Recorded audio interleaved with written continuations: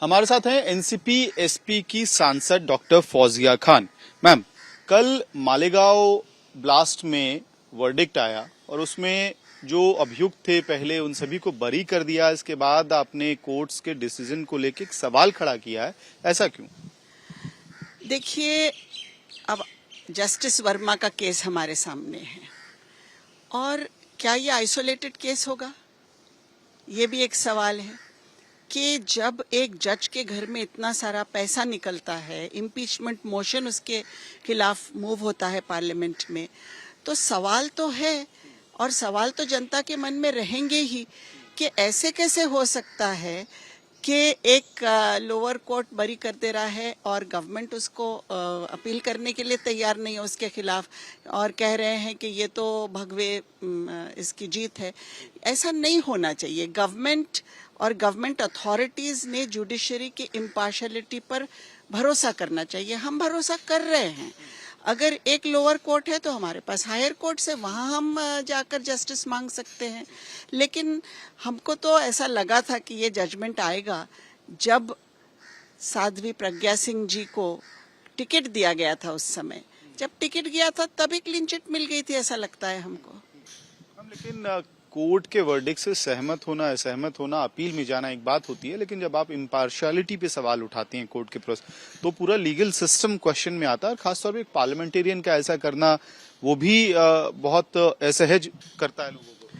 जब एक impeachment motion हमारे पास प्रलंबित है, हम उस पर डिस्कस करने वाले हैं, तो हम क्यों नहीं क्वेश्चन करेंगे? कैसे पैसा रहता है किसी जज के घर में? और अगर ये सवाल देश की जनता पूछ रही है तो हम देश की जनता की आवाज हैं, हम क्यों नहीं पूछ सकते हैं? हम अंधे तो नहीं बैठ सकते हैं ना। आपको इम्पार्शियलिटी पे शक है? नहीं, क्वेश्चन है, शक नहीं है। हमको सवाल करने का अधिकार है। हालांकि हम कोर्ट पर भरोसा करते हैं as a citizen of India. पूरा विश्वास है हमको कि कोर्ट से फैसला आएगा, but we have to go to higher courts. ठीक है मैम, लेकिन जो अपील की बात आप कर रही थी, इसमें महाराष्ट्र सरकार के मुख्यमंत्री जो हैं उन्होंने कहा कि इन 6 लोगों को, इनोसेंट लोगों को इतने दिन तक सजा दी गई।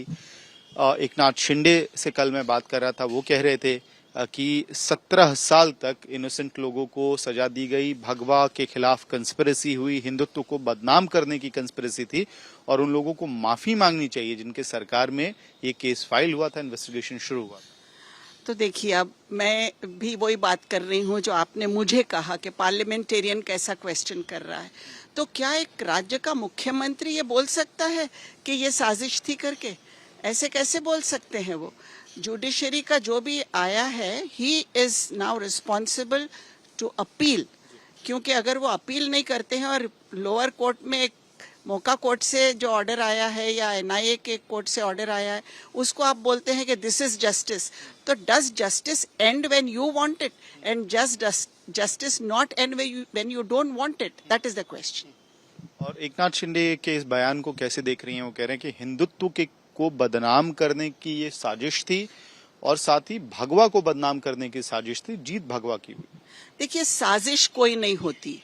इंसान कहीं भी हो, चाहे हरा हो, भगवा हो, लाल हो, पीला हो, हर जगह बुरे अच्छे इंसान होते हैं और जुडिशरी ने उस पर्सपेक्टिव से देखना चाहिए, सरकार ने भी उस पर्सपेक्टिव से देखना चाहिए कि गलती, गुनाह, क्रिमिनल्स ये कोई ऐसे सामाजिक स्लॉट्स में आप नहीं डिवाइड कर सकते हैं। हर क्रिमिनल का कोई धर्म नहीं होता। अगर वो क्रिमिनल है तो ना वो हिंदू है, ना मुस्लिम है, ना भगवा है, ना कोई है। मैं ये मानती हूँ, अगर वो क्रिमिनल है तो क्रिमिनल है, उसको सजा होनी चाहिए। लेकिन इस तरह का माइंडसेट बराबर नहीं है कि आप उसको ऐसी नजर से देखें कि वो ये फलाने धर्म का है तो हो नहीं सकता और ये है तो हो सकता है।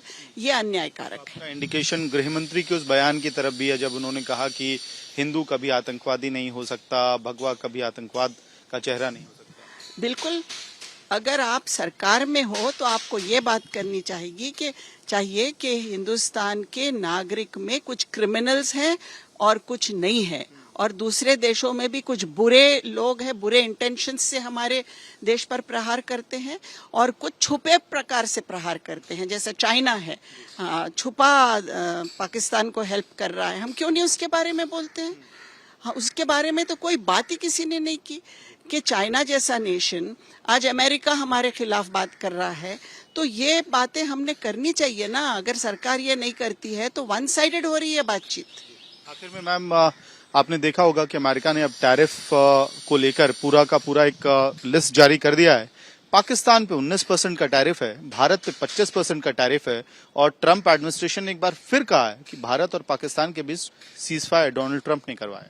हाँ, तो वही तो, ये मुझे लगता है बयानबाजी जो हो रही है हमारी अपनी अंदर, हमको ये बात करनी चाहिए कि हम कंडेम करते हैं ट्रंप को। क्यों कंडेम नहीं किया जा रहा है? कैसे वो बयानबाजी कर रहे हैं हमारे देश के खिलाफ? एक इतनी बड़ी इकोनॉमी, हमारा इतना प्रगतिशील देश, इसके ऊपर एक तीसरे देश का राष्ट्रपति इतनी टिप्पणी कर रहा है और हम चुप बैठे हैं। हम अपने एक फिक्स्ड माइंडसेट पे चल रहे हैं, ऐसा मुझे लगता है। धन्यवाद। तो एनसीपी एसपी की सांसद डॉक्टर फौजिया खान मालेगांव वर्डिक्ट का, जो कोर्ट का वर्डिक्ट आया है उसको लेकर, उसकी इम्पार्शियलिटी को लेकर सवाल खड़ा कर रही हैं और कह रही हैं कि राज्य के मुख्यमंत्री को ये काम बनता है कि वो इसके अपील के बारे में बात करें, ना कि भगवा की जीत हुई है ऐसे बयान दे। वीडियो सहयोगी कुंज बिहारी के साथ मैं अमित भारद्वाज, दिल्ली, आज तक।